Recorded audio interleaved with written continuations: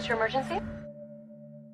Welcome back to That Wee Woo Show, a podcast where we watch and discuss episodes of the ABC show 911. I'm Bex. I'm Alice. And I'm Ellen. Thank you to everyone who has listened to our first season, who has shared our social media posts and rated our episodes on Spotify and Apple Podcasts. We really appreciate it. And thank you also to everyone who voted in our Twitter poll over the last couple of days and helped us to decide to jump straight into watching season 2 rather than doing the drinking game episode that we were talking about in our last season. Yeah. We just sort of decided to leave season 1 behind. Just brand new start. Go full steam ahead. We just wanted to jump straight into Eddie. I mean, what? Just like Buck. I mean, what? But yes, like the majority of the people who voted agreed with that. So here we are in season 2. It was a very close poll, though. I was impressed. Well, maybe we'll save up our drinking game business for our favourite episode of season 2, and we can do that later.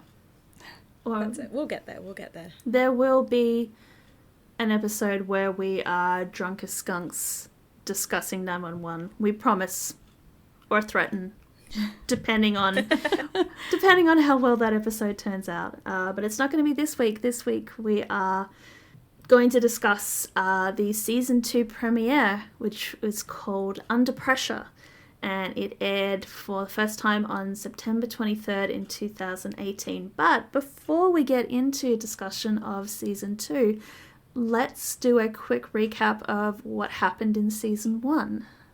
Yeah, so last season on 911, we were introduced to the 118. We have Captain Bobby Nash, paramedics Hen and Chimney, and newbie firefighter Evan Buckley.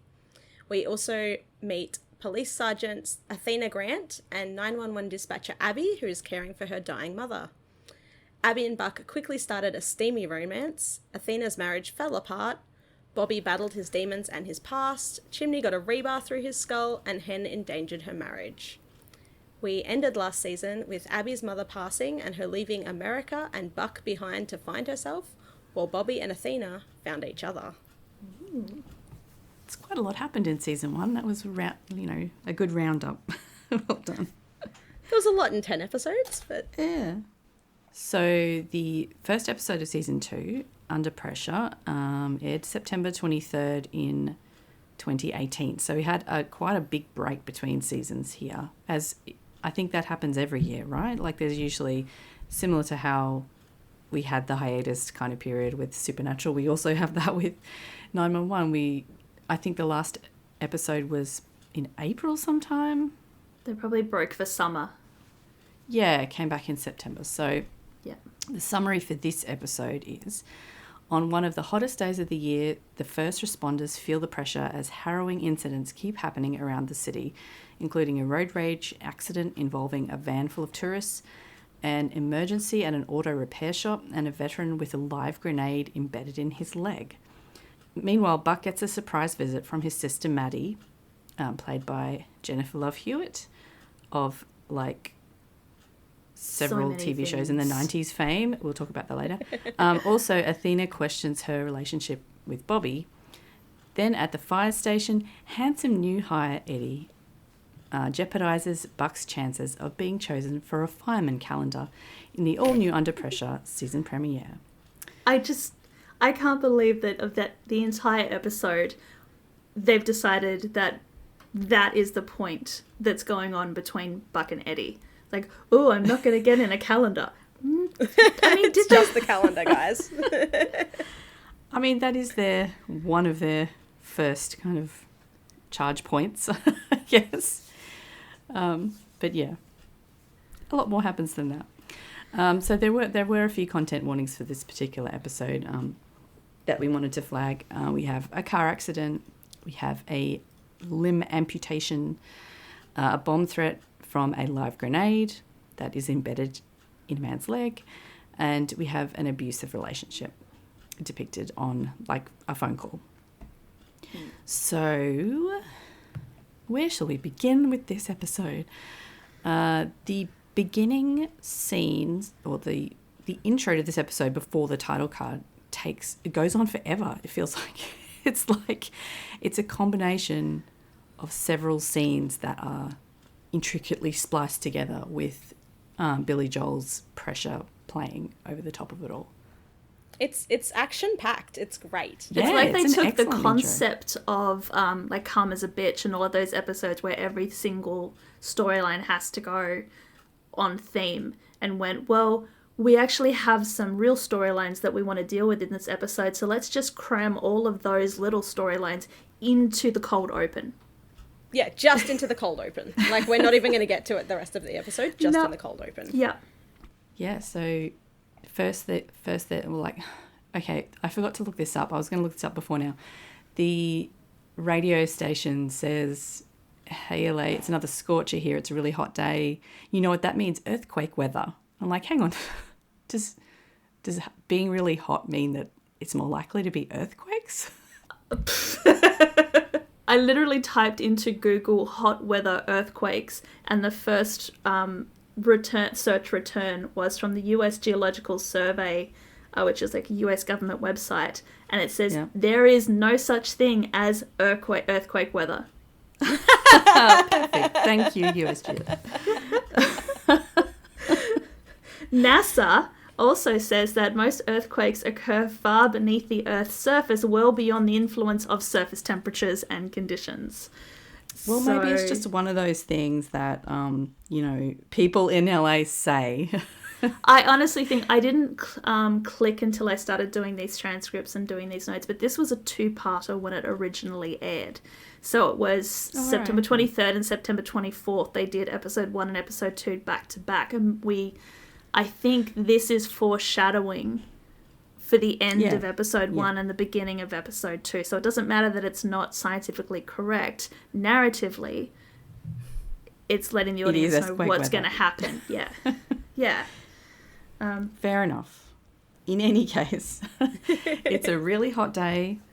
Everyone in this cold open is sweating a lot, except for the 118. They seem quite cool and collected. But anyway, they're under pressure still, so hence the music. We have an open top tour bus which is driving along a road, holding up traffic. And we also have a diner, which is extremely busy, full of people, and they seem to have pressure cookers on the stoves for some reason, which are putting out a load of steam. Mm-hmm. There is a wedding in a church full of white flowers. That's very beautiful, but the groom is looking extremely nervous, waiting at the front for the bride to come. And then we have 2 electricity workers who are closing off a road where there's a crowd of people who are trying to find out what's happening. I assume the power's out and they all want to know why. They do say that there's a bunch of people without power. Right. And the radio announcer, helpfully is like, oh, so if you're without power, maybe just move. Yeah, that's right. We also get some weather updates. So he says that it's going to be 98 downtown, which in non-freedom units is 36.66 degrees. Yeah. Which is like our normal summer weather. It's hot, weather. But it's not that hot. But they do say it's 113 in the valley, which is 45 degrees, and in the Inland Empire, which I assume is just like off the coast, is 1,000,000 degrees, give or take. I guess when you're looking at LA, it's all concrete. There's like very little trees, very little shade. I can imagine that it would, whatever the temperature is, it would feel far, far hotter than it would anywhere else. Well, just away from the city, like the other side of the mountains is desert, so yeah. So the young guy who is the electricity guy, who I've just called young power dude, says he's picked the wrong week to be trained. Like, he obviously has no idea what's going on, but the older guy is trying to calm down the crowd while they sort out what's happening. So that's them set up already. There's not much of their story to be set up before the action happens. So, but then we move to the tour bus where So very impatient cars behind them start overtaking them and beeping and shouting expletives at them and stuff. And the tour guide is just looking so pissed off. It's just gets more and more pissed as things go along. So he tries to overtake in the left lane. Where are we up to? The church. Oh, no, they just check in with the church. The bells are chiming, the bride's here, and the groom looks terrified out of his wits. Mm-hmm. Yeah, my notes literally refer to him as sweaty groom. Yeah. It must be hot in the church, though, right? I don't think that's why he's sweating. No, but, a lot of the rest of the guests look pretty warm, too. Yeah. They do, yeah. So, yeah, then the pressure all starts to go. So the tour bus is trying to overtake the red convertible that screeched around him earlier and is like, oh, if you look to your left, you'll see a douchebag. And then a truck starts coming. And so he has to move off the road. Yeah, he swerves out of the way, doesn't he? Then we go to the church. The sweaty groom has fucked off. And the bride is screaming at the entrance, and the pressure cooker from the diner completely explodes and takes out all the windows, and then the manhole cover just flies off and up in a tower of fire. Yes. Lands in someone's pool along with a bloody arm. Yeah, young power dude is armless. Yeah. So then we get a whole bunch of different 911 watcher emergency calls all layered over the top of each other. Yeah. It's quite effective, actually. Because there's a lot going on. Saying the episode title again, the pressure just builds and builds. Yeah. So after the emergency calls and everything, the 118 show up and they look down the cliff at the tour bus, which has gone through the roof of a house below. It's like a mansion. I'm assuming it's some A-lister's mansion. Probably a bit closer than they wanted to get. I do like that one of the tourists on the bus does ask a little bit later on, do you know if anybody famous lived here? Yeah. Yeah. And after that, Hen just gives him a look he's serious. But anyway, yeah, we do get a series of sort of scenes of them attending it. I don't think this is happening all at once. Unless the 118 has somehow come into possession of some kind of time traveling device and can actually be everywhere at one time. It's really interesting because we saw 3 different emergencies, yet the 118 are attending all of them, and every scene they're wearing different variations of their uniform. Are they? Yeah, so it's clear. You'd think it'd be different days, but then also, the groom and the manhole cover is definitely at the same time. It all happens simultaneously, yet somehow each emergency scene has to sit and wait for the 118 because they are apparently the only firehouse that can respond. But yeah, we see in one scene, Hen is in full turnout. In another scene, she's just in her t-shirt, which you could probably go, okay, so it got hot, so she pulled her turnout off. But then they get to another scene and she's in her formal button down. Yeah. So are they taking time off between scenes to go back to the 118 so she can change into uniforms? I think she's got to get the blood off her. I think continuity is just completely fucked up with this one. She's got to soak her uniform in cola first, okay? Yeah. I will say that in that montage of the 118 grabbing their time turners and going backwards and forwards in time to be able to be everywhere at once, we do get to see some more members of the 118. We get to see Metzen and Bird, my loves. And we get 2 new members. Actually, we get 3 new members, but I couldn't see the back of one of the guys' turnout, so unfortunately they're going to remain nameless. But we can also welcome McAllister and Fabrizio to the 118. Yay! I'm collecting them like Pokemon. I'm going to have an entire firehouse by the end of this series. I swear to God. So we get a cut to Athena, who's arresting the sweaty groom. Sweaty groom, he reminded me a little bit of what's his name? Rami Malik, who played Oh, yeah. Freddie Mercury in Bohemian Rhapsody, and I'm not sure if it's just because the episode's called Under Pressure. Yeah, maybe. But he, but like, no, he does have that look about him. He's he's got that big little eyes, bit of that kind of, look. yeah. Speaking of Queen and Under Pressure, the musical supervisor really kind of shot themselves in the foot because the episode title is Under Pressure, but they already used the Queen and Bowie song in the pilot episode, Literally the actually. pilot episode. Yeah. So even though they've called it Under Pressure, they can't use that song again. Yeah. So that's why we've got Billy Joel. Which works really well, though. It does work really well, Yeah, especially like with those little violin instrumentals, which works well as the like ratcheting up the tension as we're cutting through the montage.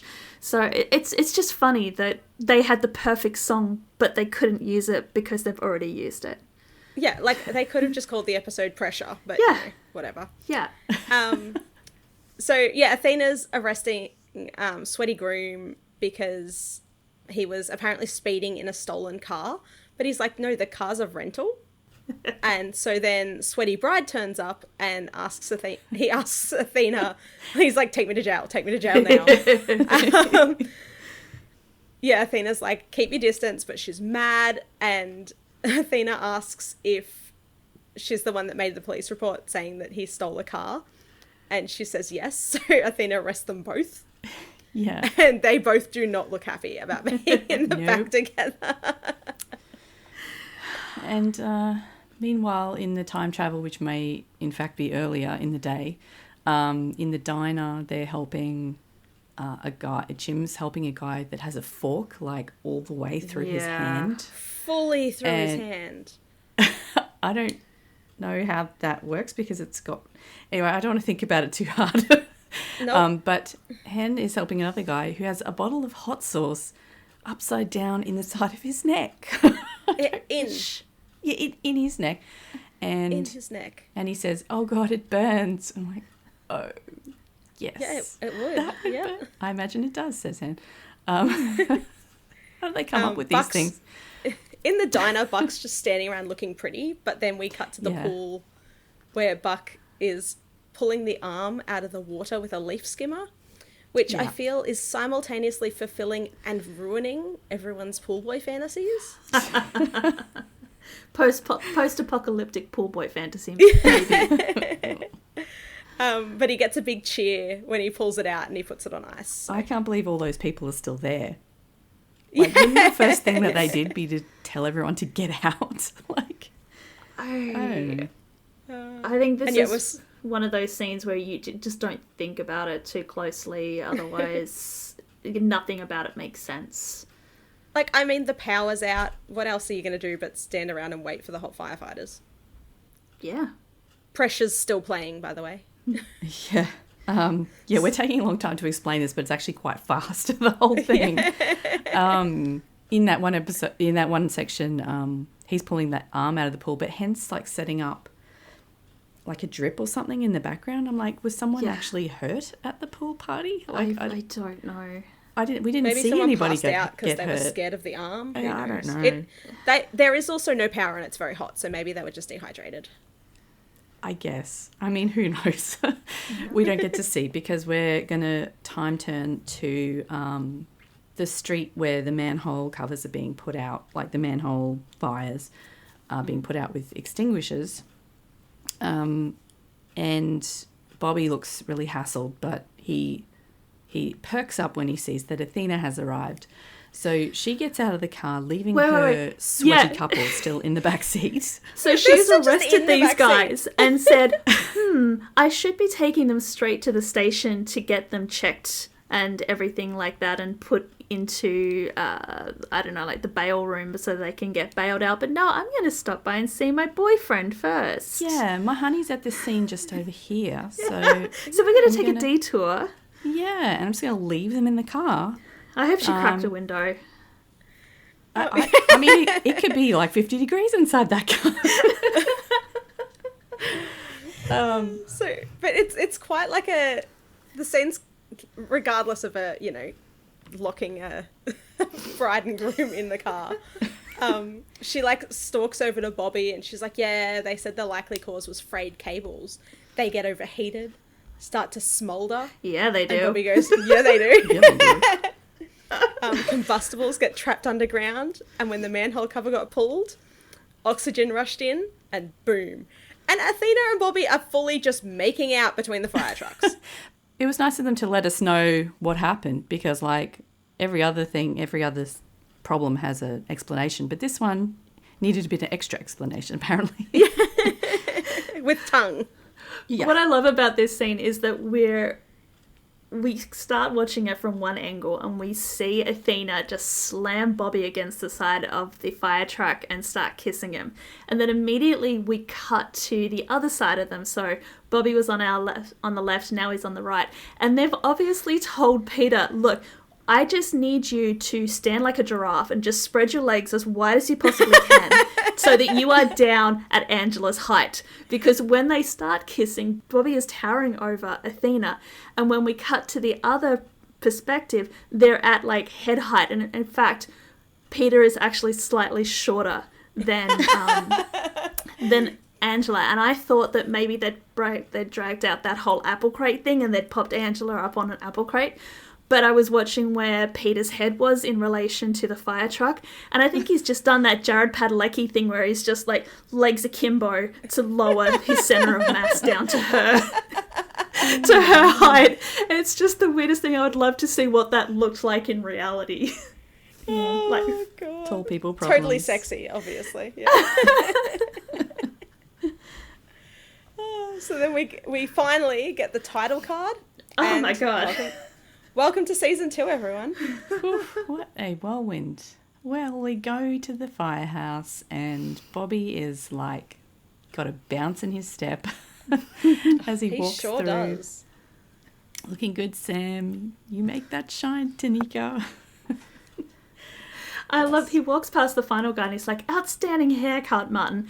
And Martin turns and looks over his shoulder. And I know that within the script it's supposed to be like Martin is looking over his shoulder going, what the hell is up with Cap? Why is he in such a good mood? In my head, he's looking over his shoulder going, what the fuck did you just call me? Because his name's not Martin.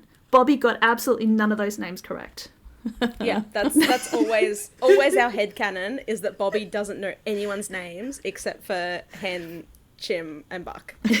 The others just get called random names and they're like, what? Yeah, okay. None of them are in their turnouts. They're all just in their t-shirts. So there's no names on there. So we can't even double check. But yeah, my headcanon is he was like 0 for 3 in that short sentence. Love it. Poor Martin.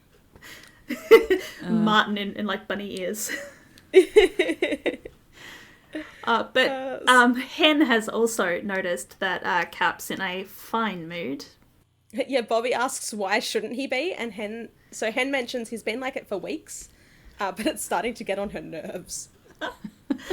Just and because before Bobby can, obviously Hen's relationship is still on the rocks, and she's still in that if I'm having to be sleeping on the couch, nobody else gets to be happy kind of mood.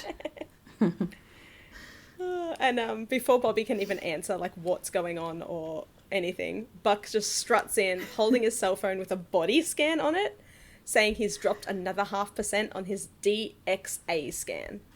Luckily, he does let us know that the DXA scan measures your body fat through your entire body, and Chim asks if it measures the fat in his head.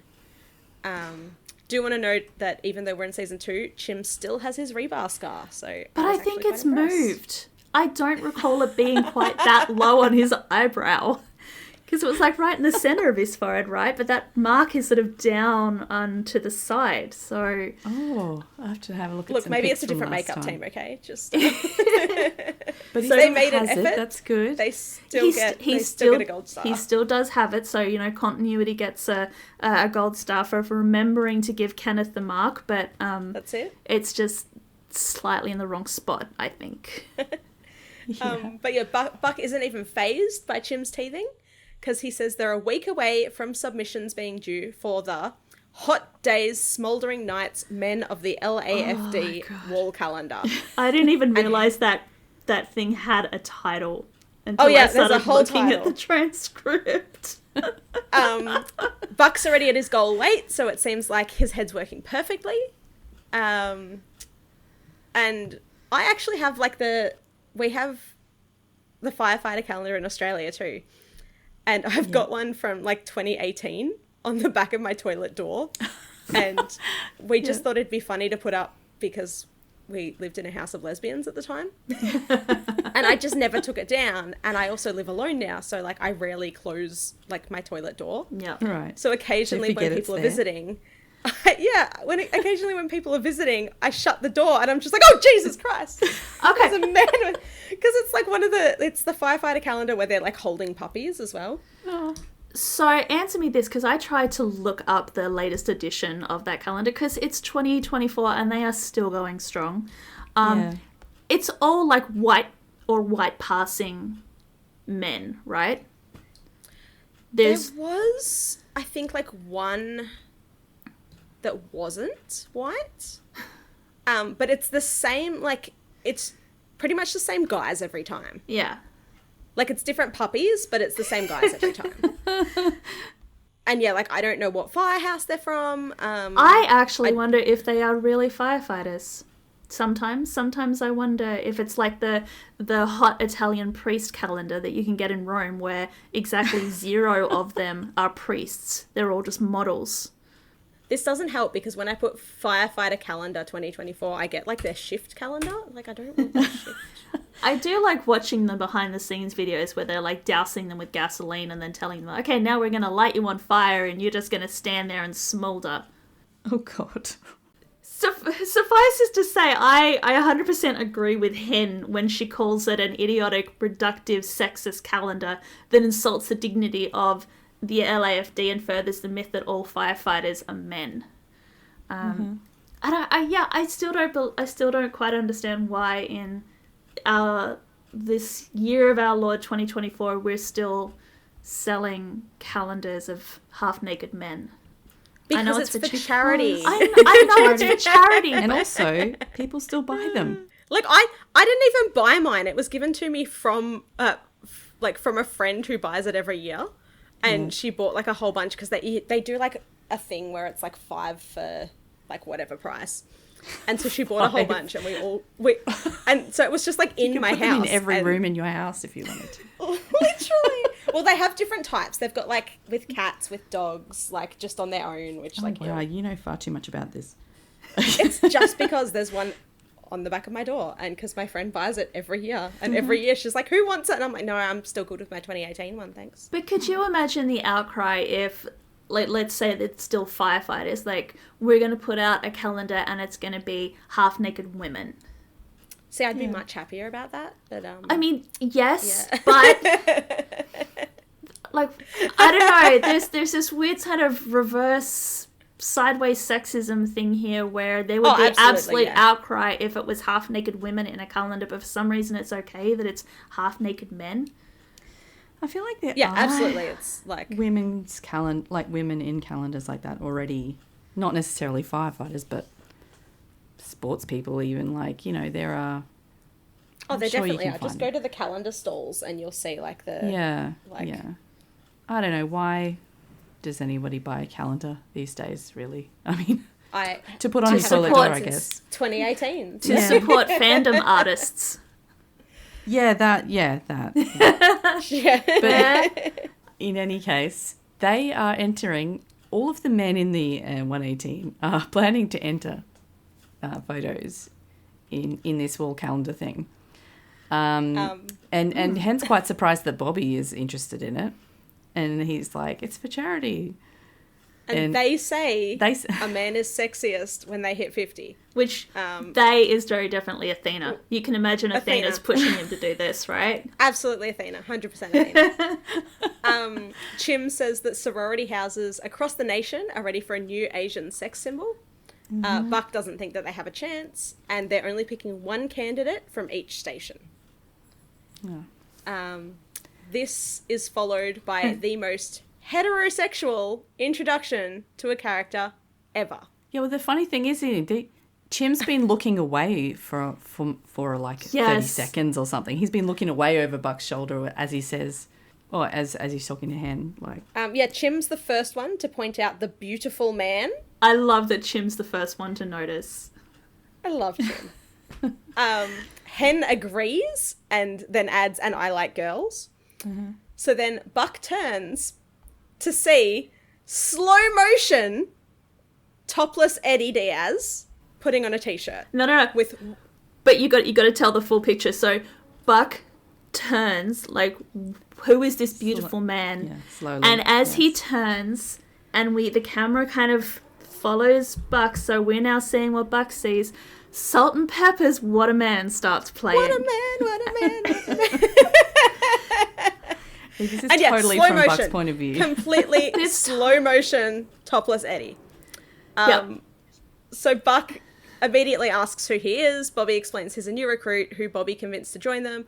Meanwhile, it keeps cutting back to Eddie, who still continues in slow motion the entire time to put on his t-shirt. Like, this is the longest anyone has ever taken to put on a t-shirt. I love it. Good for Everybody him, else is in honestly. real time. Eddie is stuck in slow motion time in the locker room. Also, I never Literally, understood. everyone's just chatting. I and never Eddie's just still understood trying to put on a why t-shirt. the locker room had, like, glass walls until this scene.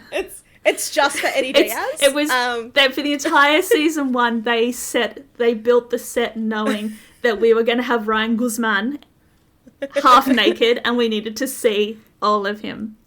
I mean, there's so much talk about, like, best entrances for a character in film and movies, and I mean, I still think that, yes, we're from Supernatural, still think that Castiel's entrance in his first episode is the best entrance of a character, but Eddie Diaz's entrance into 911 is gonna be a close second.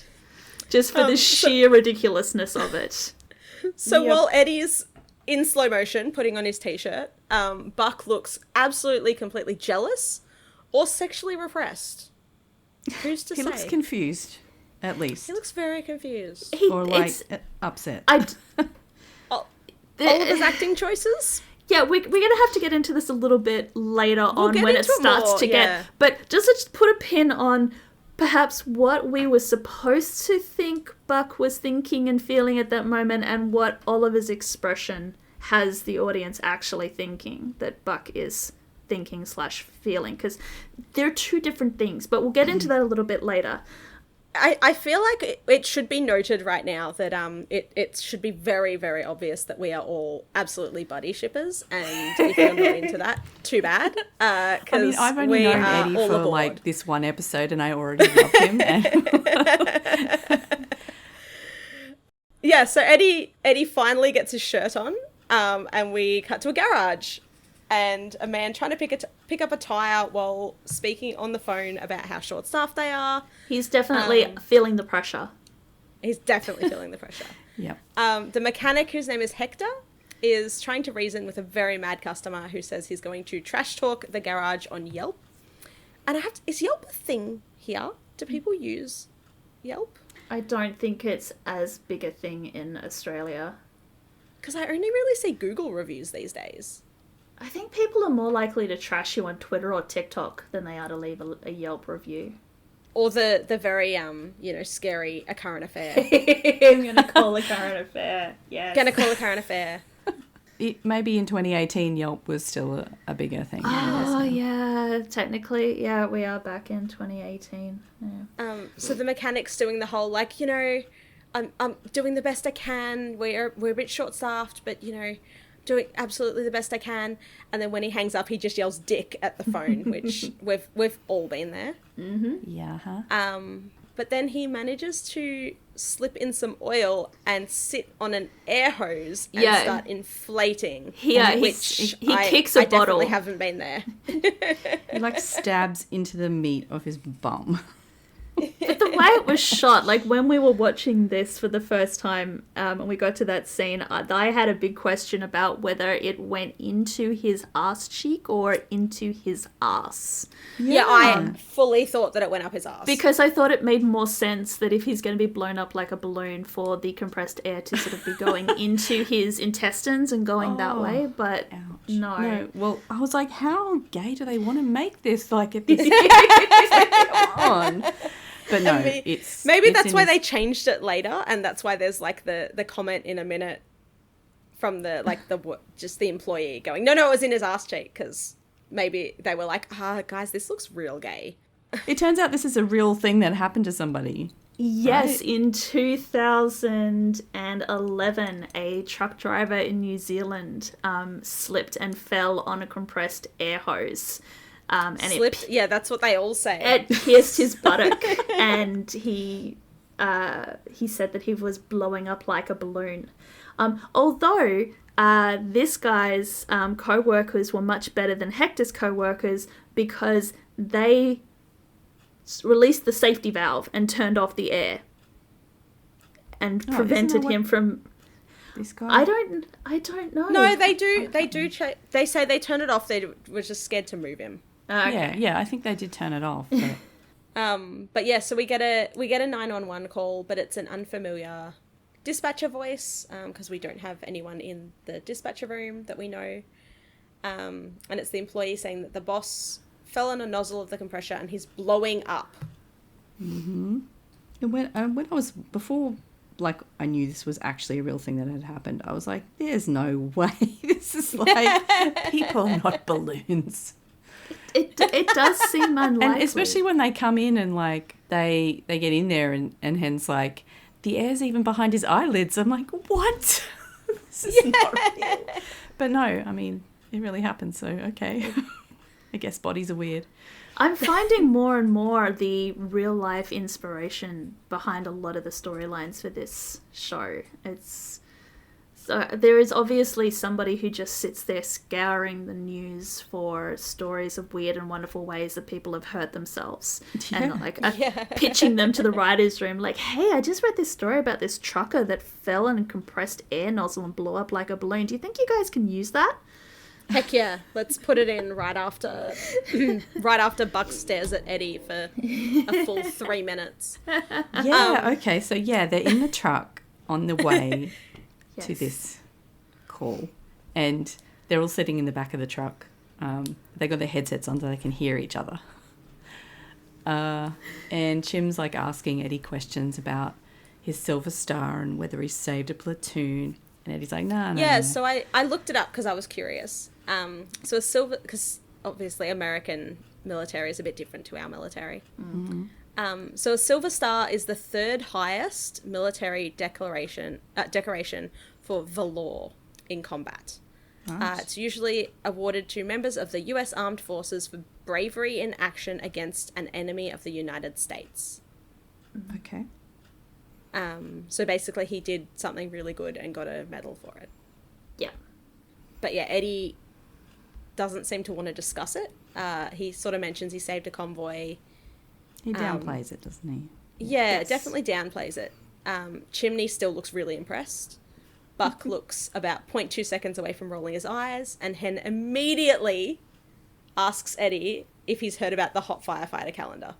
And if looks could kill, Hen would be needing CPR right now because Buck looks absolutely betrayed. Yeah. And Hen just smirks at him. And when Eddie asks, like, sorry, the what? Hen just goes, it's for charity. And Bobby turns and just cracks up laughing. I love, since Eddie joins the 118, we get a lot of these scenes in the back of the fire truck with Bobby up the front and the others in the back. And it's so very much the kids in the back seat and Dad up the front, just shit-talking amongst themselves. Dad looks like he's having a great old time, though. Yeah, normally Bobby would be like children, but because Bobby's in such a good mood, he's just like... Yep. So yeah, Buck, like, changes the subject, asks if his full name is Eduardo, and Eddie says no. Buck asks if anyone ever calls him Diaz, and Eddie says not if they want him to respond. Eddie also says he can't tell if Buck's being serious, and Chim says he operates under the assumption that nothing Buck says is serious. Yeah, and Bobby's still just grinning at them the whole time. Buck's trying to get a nickname for Eddie because he says that everybody else in the 118 has a nickname. And I was going to give him shit and say, like, what did you... Like, Eddie is a nickname. What do you Yeah. Like, Eddie is a nickname the way that Hen is a nickname. He doesn't need a nickname. But then I realized when I was going back through the transcript, when he asks Eddie, so is your full name Eduardo? And Eddie says no, it doesn't occur to Buck that there are other names that could be shortened to Eddie. He just assumes that Eddie is Eddie. And so therefore they need to find a way to shorten Eddie, because Eddie is his full legal name. He needs a nickname. Poor Bless his heart. Poor but Eddie's not biting. He's like, nah. He's very sort of reserved, so very keeping to Yeah. himself a little bit with these guys, which I can understand because they're on him. Like, he's like the shiny new toy, and they all want to play with him. Yeah, and like he's from the army, so like he moves, like he would move around a lot. They don't just have the same people all the time. Like, they have Yes. different people that they go between and like that sort of thing. So this isn't his first day at school. I also imagine that, and I think this comes in a little bit later as well, this is just a job for Eddie at this stage. Like, he doesn't understand that the 118 is family, that it's not just a job for these people, and they're testing him out as a new member of the family, and he's just thinking, shit, it's just my first day at work. Yeah. And what a first day it is. I know, it took him 3 whole minutes just to put on his t-shirt. And then his first kind of emergency, straight out of the academy, is a dude being blown up like a human balloon. Yes. Yeah, he just learned how to put out all these fires, and now he's like, oh, okay, I just have to deal with a collapsed lung. It's paramedic stuff. So they roll in and they say a whole lot of There's jargon, so medical much words. medical shit that I Lots of couldn't medical even... jargon. I have no idea if any of it is correct. No, I didn't even... I didn't even try. Write it down. No. Yeah. They do, like... So they say that they're most worried about the air around his heart and lungs, because it's, like, obviously compressing major organs. Yeah. Eddie's trying to get oxygen in his nostrils, but the air is, like, coming out and pushing everything out. Chim's trying to get fluid in him, but it's like pushing a needle into a stone. But yeah, so after a lot of medical jargon, Buck is basically supposed to get a huge needle into him to help relieve some of the air around his heart and lungs. Yeah. But when he goes to do it, him and Eddie bicker, which totally is like, you know, super normal behavior. But it's not bickering though. I mean, I know that Buck probably thinks that he's taking it as bickering, but it's just Eddie going, I have experience in this. I want the best for this patient. Therefore, based on my experience, I think you should do X. Oh, absolutely. But Buck's like, no, I'm not the newbie anymore. You can't tell me what to do. Yeah, he's like, no, we do Y. And Eddie's like, no, we're going to do X. Here, let me. Again, it's he's just doing a job. Yeah. He's just doing what is the best for this patient based on his experience and based on his training, whereas Buck is still, I know that he is a fully grown firefighter now. He's all grown up. He's got his place in the 118, but I think he still feels like he has to prove himself. And Yeah, well, especially with this new meat coming in, new blood. yeah. But also he does look to Eddie, to Bobby to check whether it's okay if he goes ahead before he does it. He doesn't just sort of take over. Bobby's like, yeah, okay, do it. Yeah, Bobby sides with Eddie after Eddie explains to him his reasoning. Like, Eddie's not just like, no, we're going to do this. Yeah. He's just like, hey, like, I've found that this works better in the field. Yes, and he's not like overly emotional. He's not. The delivery is just, this is what I think we should do. He's not trying. Doesn't sound intimidating. He just says, Yeah. what he thinks No, is best. he's very, level-headed, very army medic. So Eddie takes the needle from Buck and sticks it in, and as the air deflates, so like it's working, Buck gives Eddie a super heterosexual look. It's totally, This air is like coming out of this guy like he's in a fucking air mattress. Like he's just he's sitting out of there and he's just slowly going down. He starts breathing again, and they're all like, "Oh, how you doing?" Like, you know, slowly, it's okay. It's like, I don't know if that would be how it would come out of him. Anyway. It's not something I really want to experience to be able to tell you, oh yeah, that's No. 100% accurate. Yeah. And then as they're loading him into the ambulance, Hen says to him, "How are you doing there, Hector?" And Hector just lets out this huge fart that just goes on and on. It's like, is it really getting into his guts and coming out that way? Like anyway, fart joke always goes down well, so who cares? Who cares if that's accurate? We do get a shout out to the episode where it's after Hector is getting all of the gas out. We just get, well, the pressure's got to go somewhere. So if you're taking a drink, take a drink. Yeah. And we do get a little at the end where they're all, packing up the trucks and whatever. Bobby and Chim both say, good call, nice job to Eddie. And Buck sort of, straightens his spine and says, yeah, good call. And then he walks off. It's like, Looking very constipated. Yeah. But, I guess good on him okay. for doing it. He did not have to say that, but he saw sort of everybody else and went, yeah, okay, this is what I have to do. I have to congratulate him as well. So Yeah. Like he's making an effort in his own strained, totally not repressed way. So Buck goes home.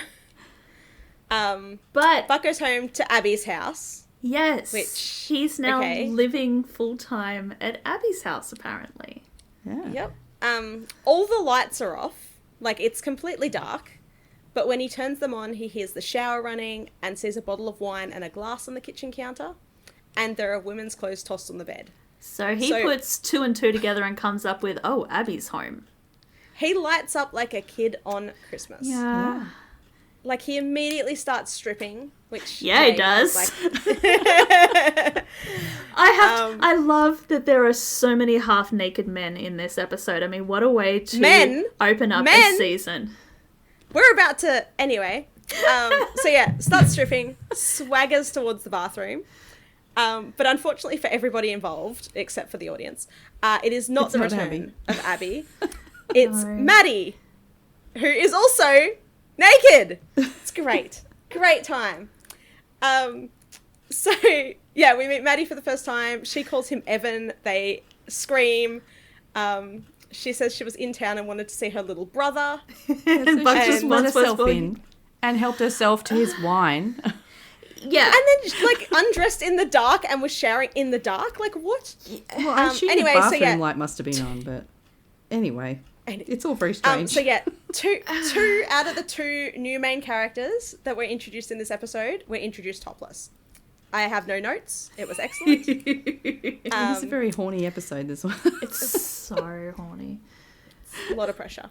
But yeah, the whole setup of... we do get an explanation as to how Maddie got into the apartment, which was that basically she showed the super her boobs and said that she was Evan's sister and that got her in through the door. But I don't know if I were going to visit my little brother, who I had not seen in an extended period of time, that I would help myself to a glass of wine and then throw all of my clothes on the bed and take a shower while I was waiting for him to get home. I have a lot of questions. Yeah, like, I can honestly say I mean, my brother only lives 30 minutes away, but, like, I've never showered at his house. And, like where is Maddie's suitcases? Yeah. Why did Buck not see that? And It's also, very if you strange. haven't seen him for a while, and you Yeah, just... like, I let myself into my brother's place now, but, like, I never used... Like, it's only been, like... It's extremely presumptuous to just show up, let yourself in, and then get in the shower. It's one of those... like, getting in the shower's weird. It's like, one of those things where it makes great television, but just don't Great think about it for any depth, because you are going to it's just going to fall apart like a sandcastle in your hand. So, Yeah. Yeah, like, I guess it's hot as well, so, like, maybe she drove down, or maybe she had to take the bus or the train or something, and so she was sweaty, so maybe she was having a cold shower. I don't know. But Maddie is played by Jennifer Love Hewitt, and we're not going to go through all of the things that she has been in, because that will literally be the rest of this podcast, is just listing every single TV show and movie that she has been in. Mm-hmm. She is a very hardworking actress. I love her so much. I think the main thing that I recognised her the most from is I Know What You Did Last Summer. Yes. Oh, see, I Yes. grew up with Ghost Whisperer. Ghost Whisperer was good. Yeah. Yeah. But yeah, I think Party of Five was the big one, and then it was I Know What You Did Last Summer. And then she just started popping up everywhere. Like, That's you it. couldn't get through a TV show in the 90s and the early 2000s without Literally. Jennifer Love Hewitt showing up at some point. Yeah. Well, she is looking a little older, obviously. It's like, 20 years later kind of thing by this point. She's still beautiful, She's though. gorgeous, yeah.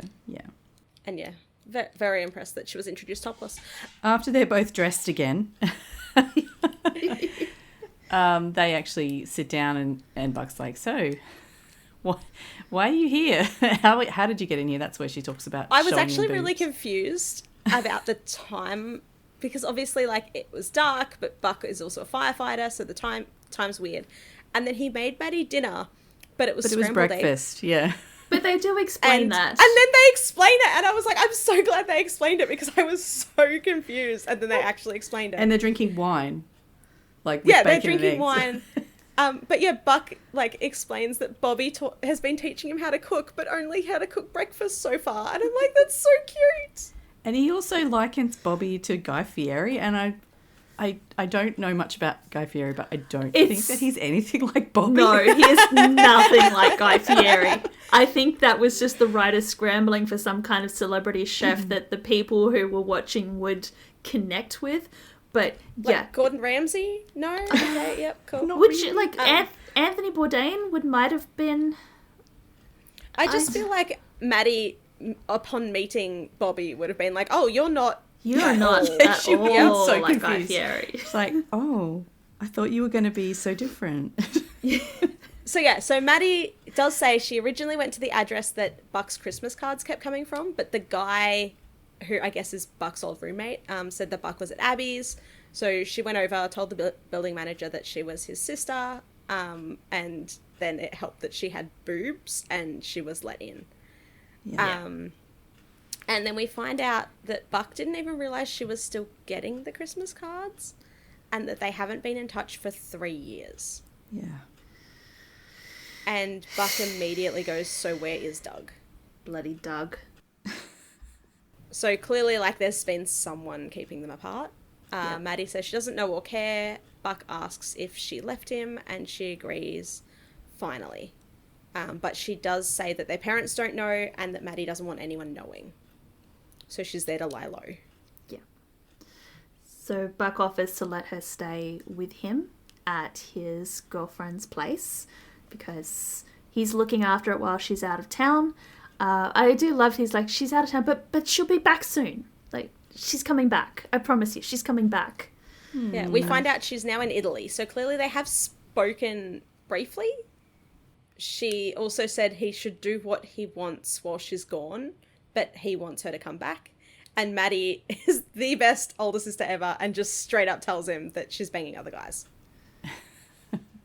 And Buck's like, so you came all the way from Pennsylvania to crap on my life. Like, But no, she's just passing through. So, but Buck's really happy that she's there. Then we go to Bobby's place where Bobby and Athena are watching a TV show called Claws. Bobby's rubbing Athena's feet. Very sweet. And Athena is live tweeting the Yeah. episode. With her Claws friends on Twitter. Which is cute because that's how we met. I love Bobby's absolute confusion. Because he's saying, like, can't we just sit and watch the show? You're constantly tweeting, going, no, Bobby, that's how you do it. Like, you Yeah, have to that's watch how the you show, and you have to find out immediately what all of your friends think and whether they're reacting the same way to the scenes the same way that you're reacting. So, And then you start a podcast and what? It's a natural do you think progression. Athena would be up for a podcast? Like, can you imagine Athena and all of her online girlfriends doing a Oh my podcast God, about yes, claws? Oh, they would Please. absolutely grab a glass of wine and they would do a podcast. But Athena's too busy. I would listen to her read the phone book, so that would be fine. Yes, right? But Athena's answer to Bobby's confusion about her live tweeting is that he's just never been out to the movies in Crenshaw. Apparently, the movie viewing experiences out where Athena is from is a little bit different from the experiences that Bobby's had. Mm-hmm. I can imagine Bobby's like used to watching movies, just sort of sitting there silently taking it all in, and then afterwards you out and politely have a discussion, whereas I think Athena's probably more used to throwing things at the TV and yelling at the screen as you're watching. Much more interactive experience. So Bobby asks if they do want to go out and see a movie, but Athena kind of shuts it down and says that she wants to keep their relationship just, like, to themselves, like, behind closed doors for a bit. No pressure. Yes, no pressure. I think Bobby would like a little bit of pressure. He's feeling a bit of pressure at the moment. So then we go back to more heterosexual. Oh, yes, this is... Can somebody please the explain gayest to me the Jim tank top that they put Ryan Guzman in? It's for us.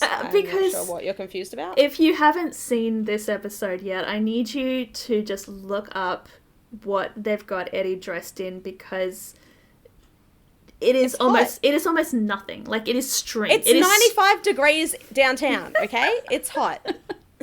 Okay, but Chim is in like full sweats and a t-shirt. Buck is in a normal tank top. Air conditioning in the firehouse? Probably not, because they have to keep the roller doors open so they can get the trucks in and out.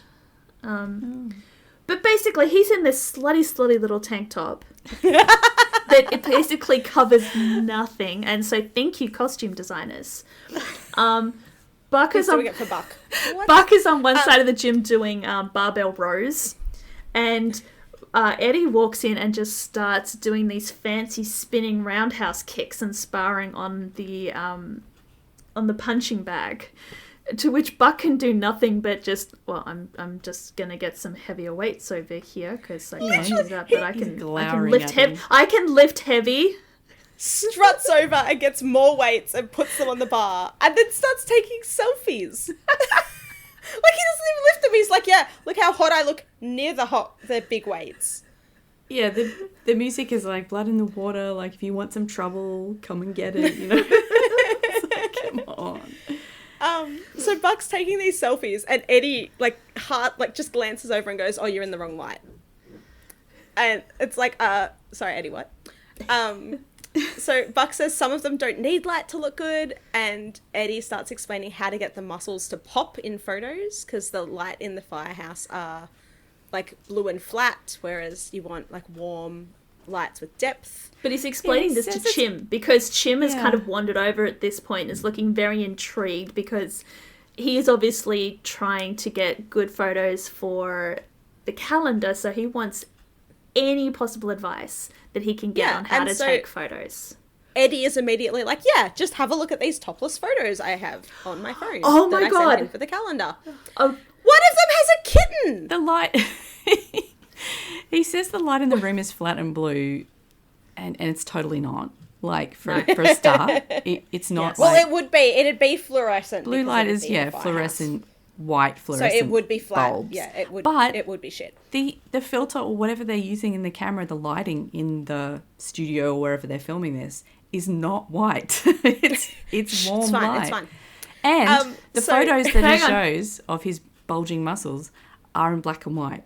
So yeah, so they're black and white. The first one has a kitten. Mm-hmm. I'm not sure where he got a kitten. And then one of them he's got like a big like chain cutter, and then the other one he's topless with an axe. And Buck kind of wanders over and very sort of snarkily says it's cheating to submit photos taken by a professional. Eddie cracks up and says the photographer is 12. She's my niece. Eddie, are you telling me you forced your 12-year-old niece to take photos of you while you were topless? While you were topless? Like, what are you doing? Also, I'm fairly sure that Eddie's 12-year-old niece is never mentioned again. Also, he then pimps her out to Chim. This is not appropriate, Eddie. This is inappropriate. This is not appropriate at all to let your 12-year-old niece do. Like, this is probably why Eddie's 12-year-old niece is never mentioned again. Because Eddie's 12-year-old niece's parents see what she's doing and go, yeah, we're going no contact with no more photos Edmundo. of your uncle.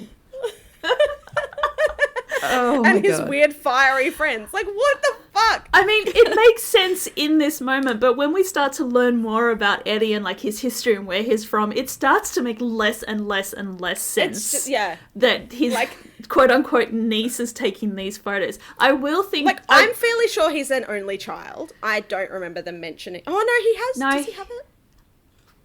We'll come back to that. We'll get to it as we get to it. I mean, I will give the writers grace that perhaps when they wrote this scene, it was supposed to be this wholesome, like, my 12-year-old niece, isn't she such a good photographer? And then whoever was doing the special effects, like that person that loads in the images on the phone afterwards, went, okay, I need photos of Ryan that he would submit to a calendar, and did not read that they were supposed to have been taken by a 12-year-old. So there was a kind of disconnect between the script and what ended up on his phone. I hope so. But otherwise, the whole idea of Eddie out in the backyard with his 12-year-old niece, like, I'm just going to take my shirt off. Oh, God. Yeah. Let's not think about it too hard. It's bad. It's bad. Once again, let's not. But yes, Chim is so desperate to get good photos that he sort of gloms onto this idea of this 12-year-old taking shirtless photos of him. Also inappropriate. Chimney. He says he's trying to, in his spiel, to try and convince Eddie to set this up for him. He says that he's been told that he photographs like an Asian Fabio. Which... Also not appropriate to say around the Fabio. I don't think that's better. So, meanwhile, Buck is still just lifting weights. Yep.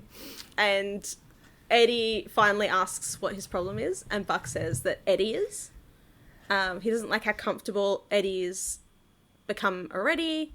Eddie says he doesn't mean to step on any toes, and he knows that Buck's going through some personal shit with his girlfriend just having broken up with him. And Chim, who's like doing some sort of exercise in the corner, just starts counting really, really loudly when Buck asks who told Eddie that Abby broke up with him. Like, who told you that? 21, 22, 23, 20. Yep, no, Wasn't me. Then we get this whole, like, Eddie's like, no need to be threatened by me. And Buck goes, why would I be threatened by you? And Eddie goes, why exactly, indeed? there's no need to be. And here's where I think we can start talking about the disconnect between the script and Oliver's acting choices. Because I think we are meant to believe that Buck is threatened by Eddie's arrival in the 118, that it's, this new guy has come in and he's feeling like, I don't know what he's supposed to be feeling like, but the way Oliver is responding in these scenes completely undermines everything the script is trying to do. So, like, in that whole scene where it's, he's telling Eddie that Buck's problem is Eddie, and it's like, you're my problem. You're not supposed to just walk in here like you've been here for years. It's meant to be a getting to know you period. He's not angry. He's upset. He's stammering. He's hurt. Because when he came into the 118, he didn't get to just walk in and be comfortable like this. He had to work his way up. He had to build those relationships. Yeah, so he doesn't understand. He had to be a probie first. Yeah. So he doesn't understand how this probie has just waltzed in and is so completely comfortable. There's another line in with his pretty eyelashes. And Buck with his like bundle of bastard. insecurity is like, I don't know how you're doing, but that's not how it works. You're supposed to start at the bottom and work your way up, not just jump to the top. And I don't particularly think that Buck feels threatened because he thinks that he is at the top. I think he's quite well aware that Cap is at the top. He just resents that there is a hierarchy, there is a pecking order in the 118, and Eddie is not respecting that. Yeah. there is a line where he tells Eddie, you're supposed to respect your elders, and Chimney sort of pipes up and says, you're not his elder, Buck, which I think is the way for the audience to understand that Eddie is older than Buck. But as far as the LAFD is concerned, Buck is his elder, because Eddie has just graduated from the academy, so he's a probie firefighter. Buck has finished his probationary period. He's a fully fledged firefighter. So he is, as far as the firefighter is concerned, he is Eddie's elder. Maybe not in life experience, maybe not in age, but as far as the firefighters are concerned, he is. Yeah, but being that Eddie's done the whole army stuff, he just waltzes in going, yeah, whatever. Is he feeling disrespected in a way? Like, I don't think it's not him personally disrespected. I think he is possibly feeling disrespected on the part of the whole 118, because that is their family. Yeah, like the hierarchy is not being respected. Yeah, it's like, and it's like I said, when Buck arrived, he did not know his place. He had to find his place, and he simply cannot comprehend that Eddie knows his place immediately, or doesn't care his place. He's just there to do a job.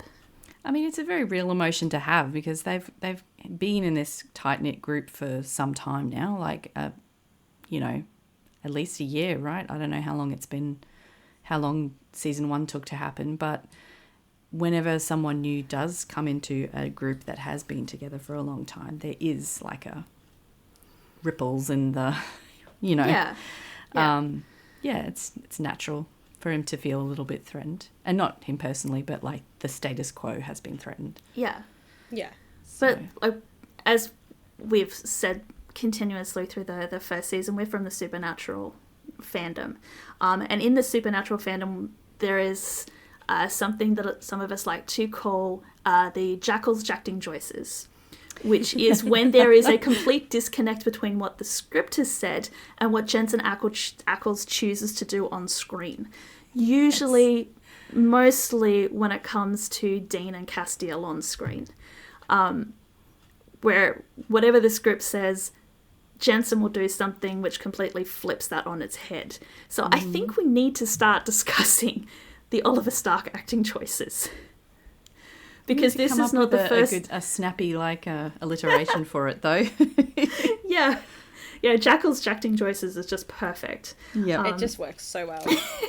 But unfortunately, Oliver doesn't really rhyme with anything. It doesn't work. No, it doesn't. Really work. But yeah, this is not the first time the way that Oliver delivers a line, the way that Oliver reacts in a scene, changes the intention of the scene in a way that I don't think the writers intended.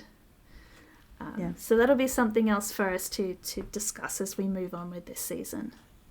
Excellent. It's also very interesting coming back to this episode after watching season 7, which also has a jealousy storyline. Mm-hmm. It's very interesting to see the choices and the parallels between the two. Mm-hmm. So we go to a 911 call of a guy who has a grenade go off. Yep. As you do. So his house is full of militia shit. The victim's name is Charlie. The grenade went off while he was cleaning it, and he's a collector. So he collects a whole bunch of military stuff. Mm-hmm. Yeah, Buck just asked him if he pulled the pin, and he's like, no, it's not that kind of grenade. It's a practice round for a grenade launcher. So it wasn't supposed to go off, but it did. He's got he's got shrapnel in his leg, and his femoral artery has been nicked. Yeah, his femoral artery's been nicked. So there's a makeshift tourniquet that I assume that Charlie did. And they load him into the back of the ambulance. Eddie's riding in there, and Bobby tells Buck to go in there too, because they need to be a team. Yeah, can I just say before we go on, I noticed in this bit, and now that I've noticed it, I won't be able to unnotice it. But the show in general uses the siren noise to change between scenes, right? Mm-hmm. Sometimes when there's no sirens involved. In this case, between when they're inside and when they're outside putting them in the ambulance, there's a siren noise, but there's no reason for there to be any siren noises in either of these scenes. Nope. And I was just like, why is the siren on the ambulance is already there? But anyway, now that I've noticed it, I keep noticing it all the time. And there's no reason for there to be sirens noises, but there are. Anyway, so they get in the ambulance and it's a little awkward, but, you know. Buck's trying to, like, make small talk, but not small talk. So, like, they're like, yeah, there's a lot of metal in here. So Buck goes, I guess you've seen a lot of shrapnel wounds. And Eddie, still, like, shutting down any talk of the military, just goes, my share. And Buck immediately goes, ever see a guy with a length of rebar stuck through his skull? And Eddie... I love Eddie's response. What are we measuring here, Buck? Yeah. Eddie, I think you know. Like, just whip it out. Just whip him out. Maybe not in the ambulance. That might be... None of us are going to complain. That's unhygienic. Just whip him out.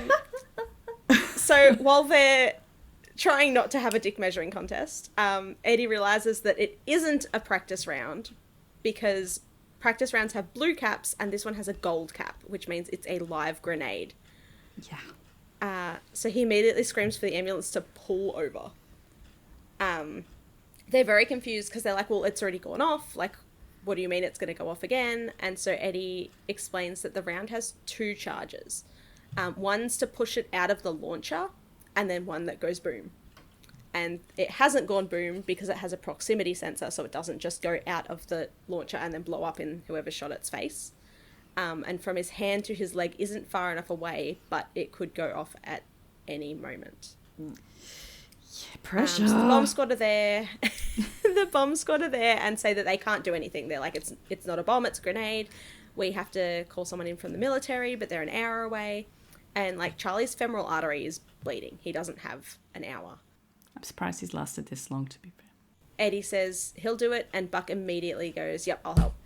Isn't it convenient that they have a guy with a Vietnam-era grenade stuck in his leg and they just so happen to have an army medic on the 118?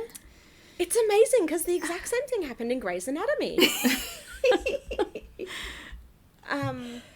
He's so lucky that he didn't set off that grenade until Eddie had graduated from the academy and had joined the 118. He was just waiting for He's it. a lucky bastard.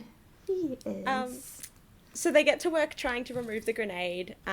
They're, like, chatting to Charlie to try and keep his mind off it and ask, like, you know, if he served.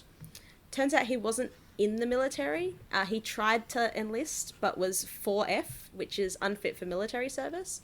And I know that one from 91 Whiskey, which is a Who says fanfic never taught you anything? Yeah. Fanfic has taught me quite a lot, but nothing that I could share on a public podcast. There's so much that I wanted to relate this episode to Dean Winchester beat sheet, but I have been really holding it in. You totally can. Okay. So yeah, he had an enlarged heart, so he's instead spent the last 40 years teaching 7th grade. Yeah, and Eddie says not all heroes serve on the battlefield. So then he gets this huge pair of, like, grenade extracting tongs, and obviously, like, what else would you use to extract grenades? Yeah, and says that he can't. The sensor is measuring the distance by how many spins it's done, how many rotations it's done. So they have to try and pull it out without twisting it or anything, which is going to be pretty hard. Which is not what he was talking about earlier. He just said it was like travel. Now now it it's was suddenly a proximity sensor, and now it's rotations. Anyway. So it's this next part is more Oliver acting. Yes. So he's straining so hard just to pull this thing out. It's just weird. Eddie's getting the grenade out and, like, he can't move it, and Buck, like, it's just my note literally just says interesting, but then, like, his mouth's open and Eddie's, like, lifting it up, and he puts the grenade in the box. They're both panting. If There's Buck was sweat. a woman, I think the response would be sploosh. Yeah, like, full on, like, they put it, like, he puts the grenade in the box. His, like, Buck's mouth is open. He's panting, open mouth panting. He looks the box so happy shuts, though. His and I face need a lights cigarette up. afterwards. Yeah. Like, holy shit. He has a competency kink. I think it was supposed to be show the tension. Yeah, because there's a line about, you've got to keep the pressure. They've got to keep the pressure on Charlie's leg, but there's not too much pressure. The tension is ratcheting up. It's a very tense scene. Yeah, and I think it's supposed to be like, tension. There's a different kind of tension going on in this scene. Yeah. Yeah, like it's. Yep. Yeah, I've never smoked a day in my life, but I need a cigarette after that. Yeah. But the funny part is he puts the grenade in the box, and then Buck, like, they're smiling at each other, and he straightens up, and then it rattles around in the box. Like, pay attention. So after we all have a breather, they get outside the ambulance. They get Charlie out. The box is in there. The bomb squad calls for a robot so that they can get the grenade out of the ambulance. Eddie says that Buck did great under pressure and that he can have his back any day. Buck says, or you can have mine. The facial expressions are still... Which, again, I think was meant to be like, well, no, you don't get to... You don't get to be good. And, like, you could have my back because maybe I could step up. But it's so much just like a little puppy just lighting up that the big dog has paid attention to him and he's getting compliments. And seriously, the facial expressions. And even Eddie's reaction is like, oh, you're cute. Like, yes. But yeah, so Buck, like, trying to be all impressive, goes, was never really worried anyway. And then the ambulance blows the fuck up. Which, again, I don't understand how, because if what Eddie was saying was correct and it's like proximity based on how many times, is somebody sitting in the ambulance just shaking the box backwards and forwards? I assume that's, like, why would it just blow up otherwise? I don't know. I do love, though, like Buck full on, like, ducks, and Eddie just goes, you guys hungry? Yeah. Yep. Next. Not at all phased by ambulances blowing up. Bobby's probably looking at it going, shit, how do I have to explain that I need a new ambulance? Mm-hmm. That's going to be some paperwork. It's going to be so much paperwork. So while the boys have been blowing shit up in an ambulance, Chim and Hen have been back in the 118, and we get to have this conversation between them about the fucking calendar. Because Chim... Oh, yeah. So Chim's photos, again, topless. Yeah, well, that's... And apparently taken... apparently taken by Eddie's 12-year-old niece. Yeah. I mean, they're very nice photos. But they are very nice photos. Yeah. But Hen thinks the whole thing is just ridiculous. And there's also one with a puppy. I don't know where they keep getting these baby animals from. But... From trees. Don't, like, firefighters get kittens and puppies from trees? Like, they rescue them? Isn't that their whole job? Yeah. But while Hen is looking at it as, it's sexist, it's reductionist, it's just a bunch of hot men, half-naked hot men, and she's not into men, so she's not interested.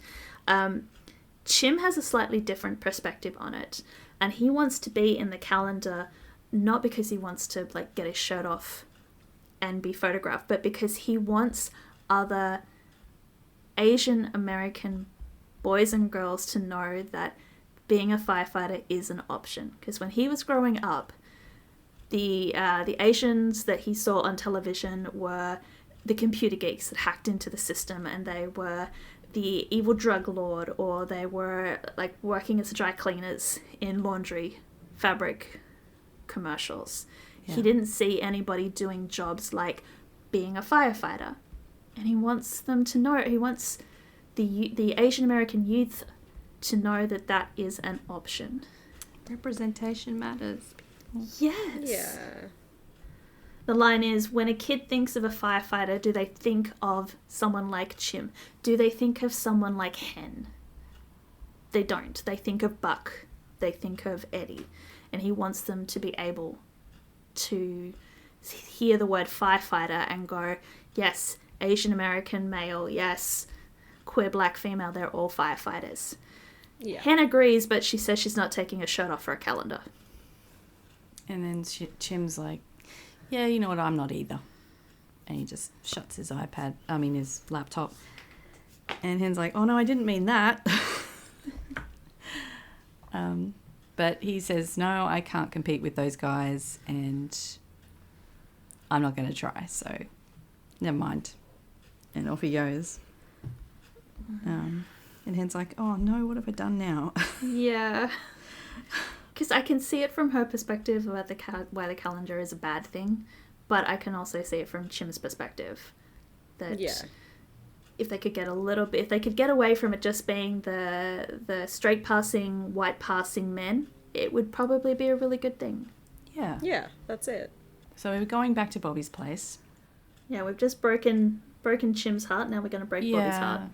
Athena knocks on the door and Bobby opens it and he's wearing like a nice blazer and he looks all flash. And she says, oh, are you coming in from somewhere? And he says, no, we're going out. Here's some flowers. We're going out. And she's like, oh, no, I bought some Thai food. We're not going to She's got a plastic bag full of takeout in her hand. She is But also, ready what's she going to do with the flowers if they go out? Like, just carry them around the whole night? Come on, Bobby. I think we've mentioned this before, but if you're going to pick someone up for a date, don't bring them flowers. On the date. The flowers are for after the date, like the next day when they have a chance to put them in water. Don't expect your date to carry around a fucking bouquet all night. But Bobby says, like, I want to take you on a proper date. And Athena's response, which I 100% agree with, was, that's so sweet, but you got to give me fair warning. Although in her, it's, you got to give me fair warning so I can get all dolled up for you. For me, it's just, you got to give me fair warning so I can mentally prepare and change all of my expectations and, psych myself up for the date. But yeah, we'll say it's because I've got to get... No, you can't. No. No, I need to know if I'm leaving the house. Also, she's brought food with her. Like, yeah.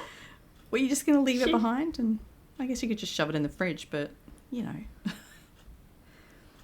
I'm going to say that they have not communicated what was going on that evening. Athena has shown up assuming that they're just going to spend a night in. Bobby was obviously thinking, I will meet you or I will come pick you up and we will go out. And neither of them has communicated this to the other one. So here we are. We're at a standoff. And Bobby realises that, he says, like, you don't want to go out? Like, why don't we go out on a real date? And she's like, well, I like when it's the two of us. And Bobby realises that she just doesn't want to go out with him at the moment. So he asks her, like, why, who are you hiding from? What's going on? Why don't you want to go on a date with me? And she says, it's not the same. I don't like being pressured. It's not the same for you and me. Like, this whole argument is really sad. It is.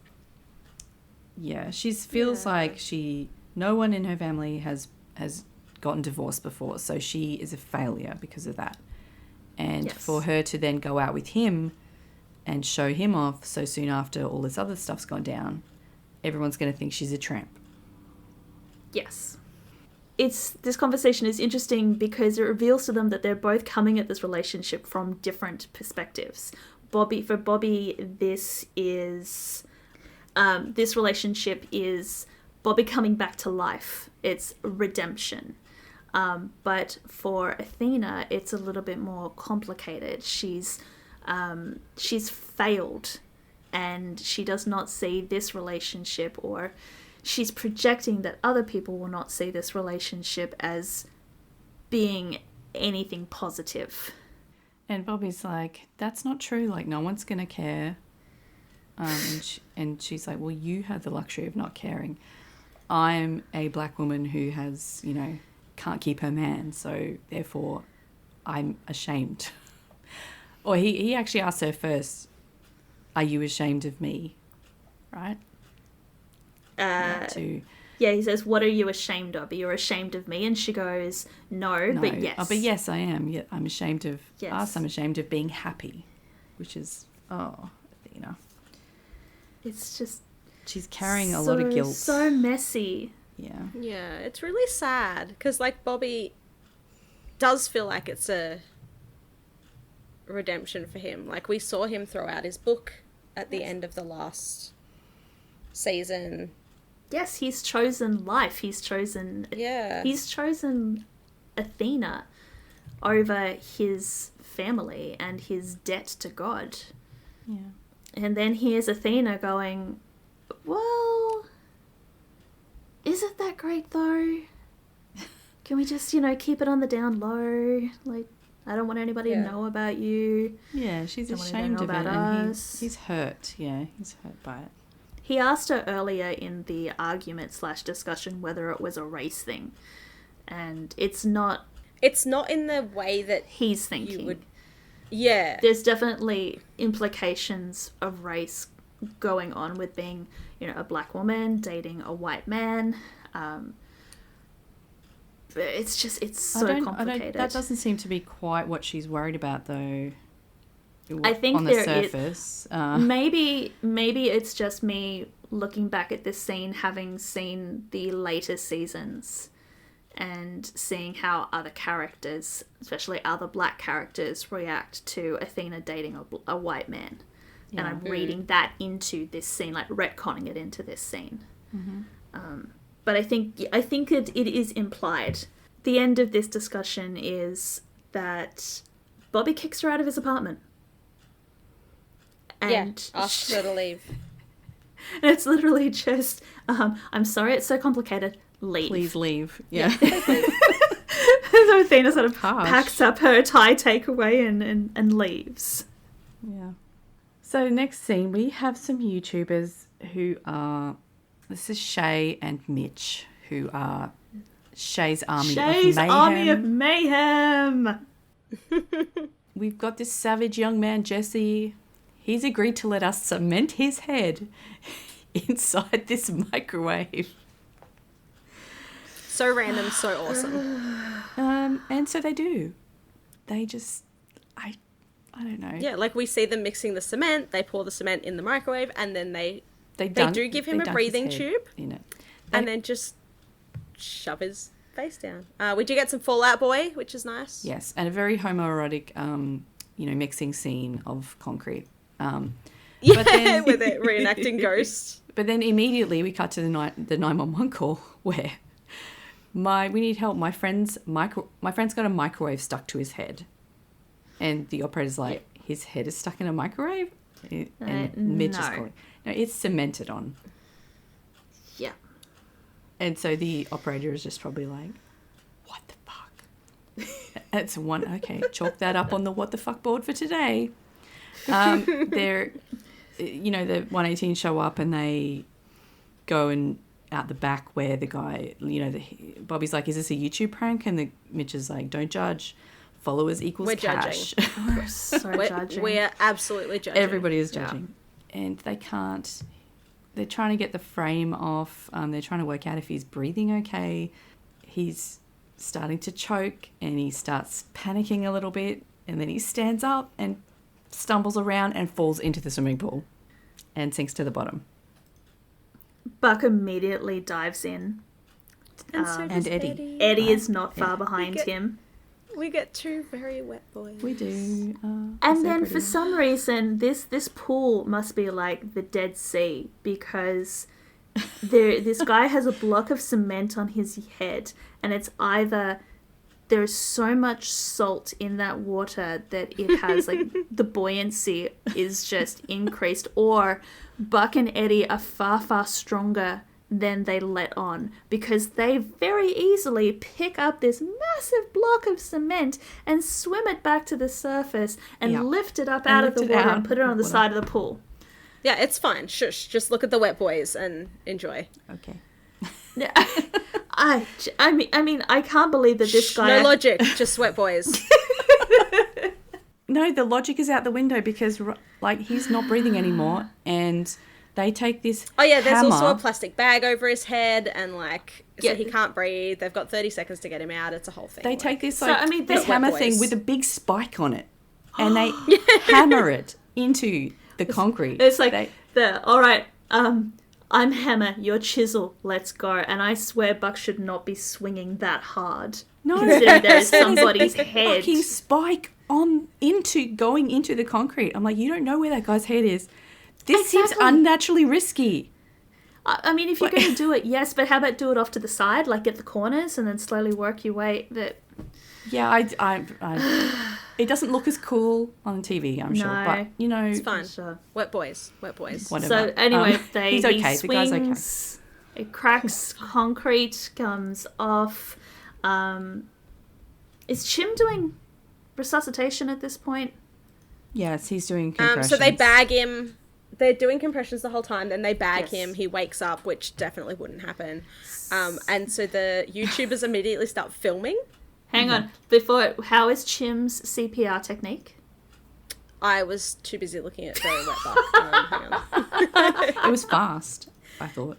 It was fast. He seemed to have, like, Kenneth seemed to be bracing quite well through his arms. There wasn't floppy elbows. I thought it looked good. Chim's CPR technique is always the best out of all of them. Oh, that's Okay. good. Yep. Considering he's the paramedic, then yeah, that's good. No, good. Yeah, no. So I just timed it. Very good timing. Excellent. Good job, Chim. Good. Okay. Well done, Kenneth. He actually sings Staying Alive, not whatever heavy metal Buck listens to. Yeah, so the YouTubers start filming, and Bobby and Buck are not happy about it. Yeah. Bobby's immediately like, "Are you filming us?" And Buck is like, "You were just crying 2 minutes ago."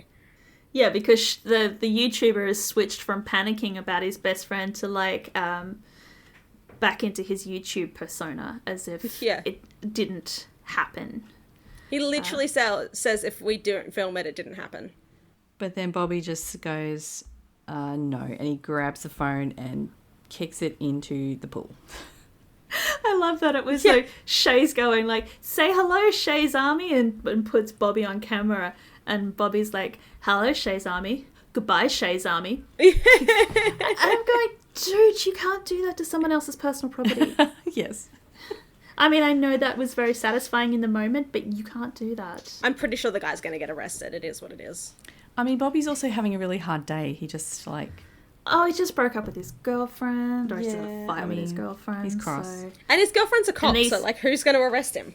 So while Bobby is taking his anger out on unsuspecting YouTubers, Athena is back at home having a conversation with Michael, who has stopped by because Harry has left a textbook behind. And oh my god, that is one of the worst things about split custody and like sharing parenting. The amount of stuff that has to go backwards and forwards, and you have no idea which house it's at and when they need it at which house at which day. that sounds like a I nightmare. wholeheartedly agree with the whole GPS trackers on everybody's shit, just so you know where it is Yeah. at any given moment. Oh, God. But Michael recognizes that Athena is in a mood, but Athena isn't sure if this is something that she can talk to her soon-to-be ex-husband. I don't think they're... Because it's only been 3 months since the end of season 1. So I don't think the divorce would have gone through yet. So we'll go soon-to-be ex-husband. Can she talk to him about boy troubles? And Michael's like, after what I've been telling you, you can tell me anything. So Athena confesses she's been seeing someone. It's a firefighter. Nobody knows, not even Henrietta. And now he wants to tell the world, and Michael very knowingly goes, "And you don't." Athena's like, "I don't want to tell," but then he started to push, and Michael's like, ooh. He knows his wife. He knows what she's like when she pushes, and that when she's pushed, she will push back. Yeah. And he also says that she is afraid of being hurt. That's why she doesn't want to invest. And she's just like, it's safer that way.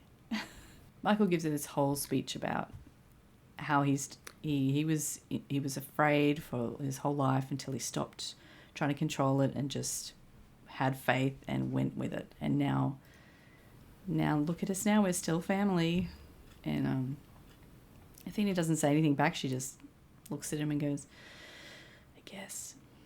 It's really sweet that we do see their relationship still being that of, like, best friend. Yeah, friend. Yeah, I was happy to see him supporting her in this. Because, like, they didn't break up because there was no love. Yeah. That's absolutely not why they're getting a divorce. Which is also why he's like, it's not a failure because we're still a family. Yeah. Which is a little bit confusing for all involved, but, you know, they're still besties, so. Yeah. We go back to the firehouse again, and they are in, I don't know, is this the same recreation room that they are always in with the kitchen and everything? Because now there's a pool table in there. I don't know if that was there before. It's... And it feels like it's like... No. Like it's upstairs where there's stairs that go down from there to where the engines are, right? I think it's the same area, we just haven't seen the pool table. Like, maybe they just got the pool table. It's been 4 months. They also have a pinball machine, which is called First Responder. Like, why? Well, was it last season that they were playing a game where... where they were driving a fire truck around. Where they were driving a fire truck, like, and Hen's like, you've got to stop running over the people? It's like, are you only allowed to have, like, fire-related games in your firehouse? Like... What? Maybe. I don't know. I have a feeling that where the pool table was used to be extra tables and chairs for, like, the B shift. Yeah, the B shift have now been down, like, demoted to the gym. They like, literally they just cannot on the weight eat bench anymore. They're not allowed to be in there at all. Oh, dear. Upstairs is just for those 4 members of the 118. But we are going to find out the results of the calendar. Like, Buck's still trying to come up with a name for Eddie first. Oh, I was trying to ignore that because it's so bad. It's so bad. It cracks me up. I've seen this scene so many times because it's in one of the buddy videos that, like, I watch regularly. I just love that Hen's just like, it sounds like gastrointestinal. Yeah, because he wants to call him GI. Like G.I. Joe. But not with GI. Not G.I. Eddie, not G.I. Joe, just literally G.I. G.I. Which, yes, it does. I agree with Hen. It sounds like gastrointestinal. Yeah. It's not. Just stick with Eddie. Eddie is a nickname. If you accept Bobby and you accept Hen as nicknames, just accept Eddie as a nickname. And yeah, Chim is just dipping celery directly into a peanut butter tub. And I need to say, it looks like it's already been bitten when he's... and I'm like, no, Chim, no. That's Chim's peanut butter. Nobody else uses that peanut butter, just Chim. I mean, to be fair, this is what I do at my house, but that's because I live alone. I don't do that at work. It's kind of disgusting in the workplace. So Bobby comes in to announce who has won the calendar. And Buck, being very magnanimous in his perceived victory, says, no hard feelings no matter who won. And Bobby goes, well, that's great, Buck, because it's not you. Hang on, can we mention their little fist bump too? It's so cute. They knock forearms. Yeah, because they're buds. It's like now. Not even a fist bump. They're like, it's so cute because they're buddies because they got a grenade out of the guy. They've got each other's back, apparently. Yep. So Buck immediately assumes, well, if I didn't get it, then, congratulations, GI. Eddie must have got it. And Bobby just goes, it wasn't him either. And Buck's just like, what? What do you mean? How did the hot guy not get it? What are you talking about? And then, the wheels clicking over, it's like, wait, you? Yeah. They picked you? Yeah. Bobby does not take offense at this. He's just like, no. And they all turn to look at the 4th member of the 118 who they knew was interested in being in this calendar. And, yeah, Chim's there with the stick of celery in his mouth. And I love that he turns and looks over his shoulder to see if there's anyone standing behind him in the kitchen. Oh, bless his little soul. But apparently Chim is Mr. April. Yeah. And he is absolutely blown away, not because he can't believe it, but because he never submitted a photo. So he's very confused. He does give Hen a look as she comes over to congratulate him. She's like, thank you. Like giving her a confused look. But they all congratulate him. And then Athena arrives in the firehouse. Struts her way up. Yeah, she hopes she's not interrupting anything. Bobby sort of comes to cut her off. I don't know what he was thinking. Was he going to kick her out of the firehouse? yeah. What are you doing here? But she just says, I'm sorry, and just lays a smooch on him. And everyone is just like, whoa. The peanut gallery is absolutely entertained, confused. Yep. Delighted. Delighted. Yes, because Hen turns around and looks at Chim and Buck and says, all right, pay up. Yeah. And they're like, hang on, you knew about this? and Hen's like, well, you were both happy at the same time, and then you were both pissed off at the same time. Meanwhile, Eddie has no idea who any of these people are, so he's just like...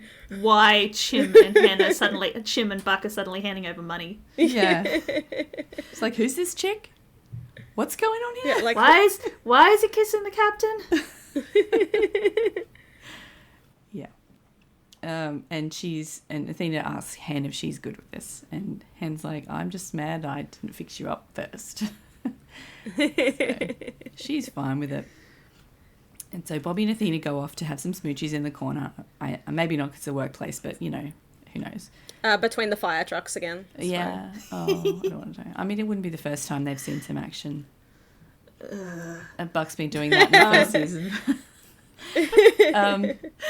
So we're going to go back to Chimney and Hen and trying to get an explanation as to exactly how Chimney became Mr. April when he didn't enter the competition in the first place. Mm-hmm.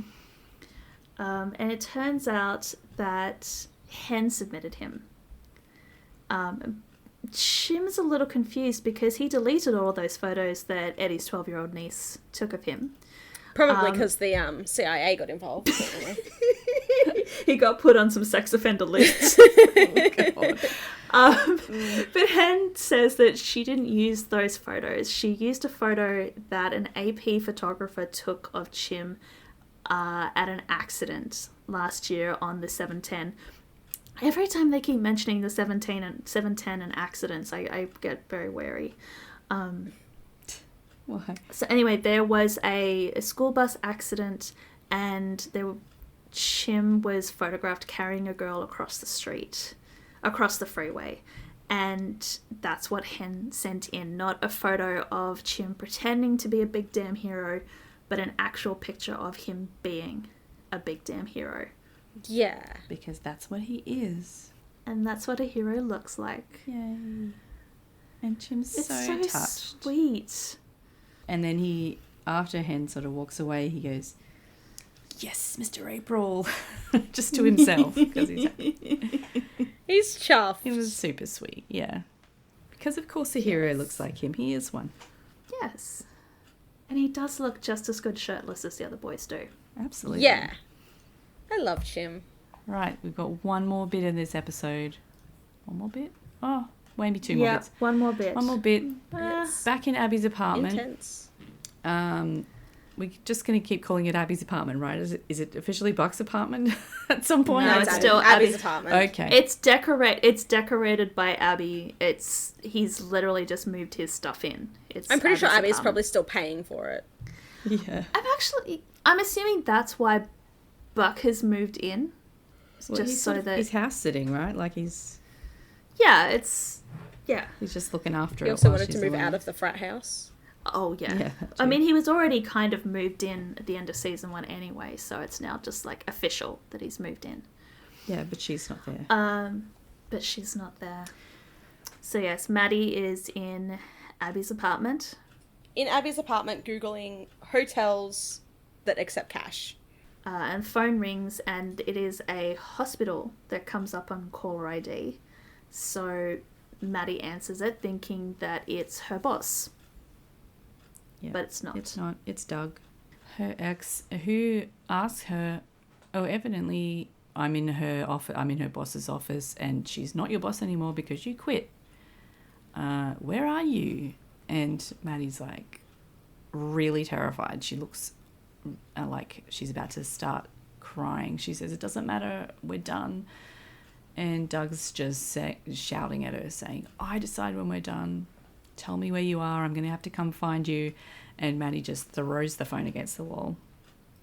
Yeah, he's clearly not a nice guy. It doesn't sound like it, no. Fun fact, the actor who is voicing Doug in this scene is Brian Hallisey, who is Jennifer Love Hewitt's real-life husband. Oh, jeez. And the legend of 911 goes that when Jennifer agreed to take the role of Maddie, knowing that she had this abusive husband storyline, she convinced them to cast her husband as the abusive husband because he would be the only person that she would trust doing those scenes with. Oh, okay. That's fair enough. Yeah, that seemed pretty harrowing. I mean, if she's even listening to the phone call when she's doing that acting, but... I would imagine that in that scene that she probably had her husband standing off to the side of the set doing it. Yeah. But yes. Yeah, I had no idea. There you go. I thought that was apparently, just going through Reddit, nobody knew this until sort of end of season 2, sort of beginning of season 3. They figured out that Maddie and Doug were married in real life, and everyone got very, very confused. Yeah. So after being found, sort of, by Doug, Buck comes back to Abby's apartment to find that Maddie is packed and ready to go. Yeah, he asked her if she's leaving already, and she eventually sort of breaks down and tells him, like, he says, "Are you in some kind of danger?" And she tells him how it's all the stuff that Mum and Dad hated about him and got worse and worse, and then I threatened to leave and he threatened to kill me, and she explains about how at the hospital she used to always think that people in abusive relationships were, she judged them, like, why don't you just leave? But she gets it now. Like, it's hard to leave. Yeah. But she did leave, and Buck is proud of her and says that she should just stay here and start over. Buck tells her that he can protect her from Doug because he knows cops. He knows a lot of cops. He knows a lot of cops. And he can help her find a nursing job at one of the hospitals. But Maddie doesn't want to work in a hospital because she's never going to know who's walking in through the front door. She's always going to be on edge. So Buck's slowly pondering this conundrum. Yeah, Maddie you can see wants to help wheels people, are turning in his head. but you don't want to have to deal with them face to face. He goes, "Yeah, I think I have an idea." And then we cut to Sue doing a tour of the 911 dispatch center as Maddie picks up the mantle of our voiceover, Yeah! taking the reins from Abby as she love literally Maddie so steps much. into Abby's job Yeah. as a 911 dispatcher. I assume she'll be here for quite some time. Forever, in fact. So we get a episode themed voiceover from Maddie, where she says that we all feel pressure, but it's how we respond that matters. Pressure doesn't have to break us down. It can show us who we really are, and that's good. Because in the end, the pressure is always there, and eventually it has to be released. And then we've got one final scene to follow on from the release of that pressure that's been building this whole episode. We've got Athena in her squad car, driving down the 710. There's an Athena Franklin song playing, which Aretha. is just about being rock steady. Yeah. Which is incredibly ironic because all of a sudden, without any warning, the road in front of Athena disappears. Just completely drops from sight as a massive earthquake hits LA. Yeah. I think, as I said in the group chat, that rock ain't so steady anymore. No. And she actually sees the car in front of her disappear into the chasm. Yes. But she's on like an overpass, so it's just like when she gets out of the car and has a look, she's standing on like a bit that's still supported, and Yep. the other, and it, you know, the bit just in front of where her car was has broken away. So, yeah. This poor freeway, every bad thing that happens to LA seems to happen to this freeway. Is it always the 710? Is that It always seems to be the I think 710. it's always the same. Yeah. I think the 710 is massive. Yeah. So I don't think it's like the same spot every single time. It just seems to be every time they're called to a massive accident on a freeway, it's the 710. I mean, it's probably just like the M1, like it, you know, there's always accidents on the M1. Yeah. So that's why this was a two-parter episode, because then season 2 is episode 2 yeah. of season 2 is entitled 7.1 and is the aftermath of that earthquake that we got in the end of this episode. Right. Yeah. Yes. So is this like the next big disaster episode coming up? Yes.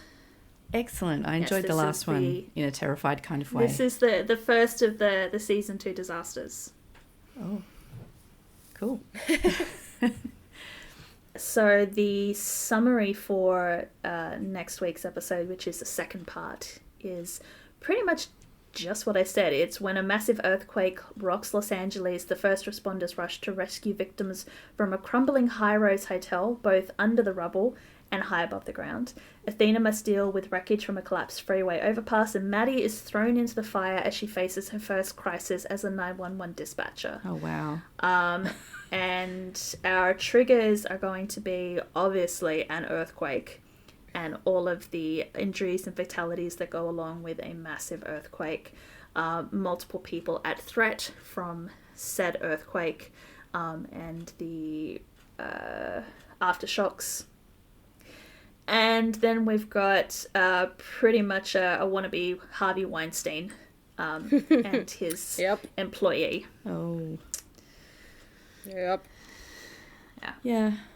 I mean, I have to say that coming from somewhere that never gets earthquakes and having never experienced one, but seeing them on TV, they look absolutely terrifying. Like the ground is something that maybe you take for granted as being there all the time. Apparently not in Los Angeles. Yeah. Because, no. Do you get many at all up north, Ellen? No, never. Oh, occasionally there are some, like we have had them in Like Queensland, little but ones. they're very small and you don't even... It's like that meme with like one chair falling over, like... that's the we worst. will rebuild. Yeah. Yeah. We get like little tremors. We were actually talking about it the other day because it was Autumn's puppy's first birthday, and after they were born we had a earthquake like half an hour after the last one was born. Oh. And I was like, uh-oh, what did she just give birth to? But yeah, Demons. I live on like near a mountain range, and the mountain ranges are moving, and so we get just like little tremors. But we actually had a really big one, I feel like it was 2020 or 2021, that went for like ages. And actually, like, I was working in like a shopping center at the time, and it put cracks in our like shopping, like our parking garage. Oh, wow. Oh, wow. But yeah, like luckily I was at home that day because it was during COVID, and like my whole bed was shaking, my whole house was like moving. It must have been 2021 because I had Autumn, and I was so glad that I was at home because she was only a puppy. and I would have been stressed about her the whole time. Yeah. But she just like woke up and barked at the door because the door was rattling and it sounded like someone was trying to get in. Oh. It was so weird, but it went for like so long, and it was one of the biggest ones that like we've had in ages. Wow. But yeah, we get a lot of like little ones because the mountain range is moving, which is interesting. Yeah, that's interesting. I didn't realise. Because it's like, where are you going? You're a mountain range. Yeah, well, I mean, the Earth moves around all the time. That's it. I'd just rather not think about it. Anyway, all right. Well, that's the first episode of this. We've got like 23 episodes in this season, so it's going to take us a while to get through this one, but, you know, we do our best. The deranged ramblings have only just begun. Yes. Yes, Ellen, what is your impressions of one Eddie Diaz so far? And his interactions with one Evan Buckley. Yes, I was terribly distracted by his pretty eyelashes, as I said earlier, and his propensity for slow-mo T-shirt shenanigans. But I'm looking forward to more of that, I guess. Yeah, no, I think that I really do think that there are definitely some acting choices going on here. And we also didn't really learn anything about Eddie in this episode apart from a bit of military stuff. So, you know, I know there's going to be heaps more to come, but, you know, this as an introductory episode, it was quite light on the Eddie front, really. Yeah, the main thing we learnt was that he doesn't like to give much Wear away. shirts. Yeah. Yeah, Doesn't like to wear shirts. and he's really bad at putting on shirts. Yeah. Yeah. But he also, I got the impression he doesn't like to be in the spotlight much. Like he ducked away from questions and whatever quite a lot. So I don't know. I'll happily watch some more to find out. Excellent. Just have to keep watching. What a shame. Yep. Stay tuned next week to see if Eddie has worked out how to put a shirt on yet. Or any faster, anyway. I mean, judging by his actual introduction, I assume that there will be plenty more shirtless scenes going on. They have set him up for that. Oh, you have no idea. It's, yep. I mean, I'm not complaining. God, No. no. Nobody's complaining. Oh, dear. Thirsty women. Okay, so if you would like to tell us how much you love Eddie or anything else about this episode, you can definitely... Or just how long you take to put on a t-shirt. show Eddie how you put... No, actually, don't send us pictures. We don't need instruction. You can get in touch with us on social media, or you can email us at contact@thatwewireshow.com, and you can find us. You can find all of our contact information and show notes and transcripts of our episodes at thatwewireshow.com. Thank you very much for listening to this episode, and we will talk to you again next time when we talk about the episode confusingly called 7.1. See you then. Bye. Bye. 911 is a fictional show, but many of the situations portrayed happen in the real world too. If any of the topics we've discussed in this episode have affected you, please know you're not alone. You can call or text numbers in your country for help. Just Google crisis support in your location to find out the number. If you enjoy our podcast, you can help us out by leaving us a review on Spotify or your preferred listening app, and by sharing our social media posts. Find out more at thatwewireshow.com.